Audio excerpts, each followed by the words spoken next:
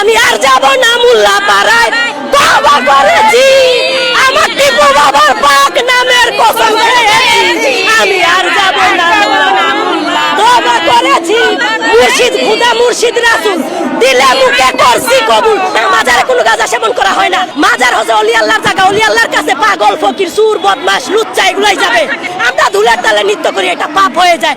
তারা হুজুরেরা ধরা খাইছে কদিন আগে, হিন্দুদের ইয়াতে যায়া গির্জার ভিতরে যায়া ইয়া খাচ্ছে, নেশা করতেছে হিন্দুদের গির্জাতে যায় ভোটের জন্য। আমাদের মাজারে যদি কোনো ধরনের খারাপ কাজ হয়ে যায়, কই অনলাইনে আপনারা একটা প্রমাণ দেখান যে আপনাদের মাজারে একটা বলৎকার হয়েছে, আপনাদের মাজারে একটা নারী দর্শন হয়েছে। আজ পর্যন্ত আপনারা এরকম একটা প্রমাণ দেন। আমরা ওলি আল্লাহকে ভালোবাসি, আল্লাহকে পাওয়ার জন্য, রাসূলকে পাওয়ার জন্য, ওলি আল্লাহর কাছে যাই আমাদের নিজেদেরকে শুদ্ধ করার জন্য।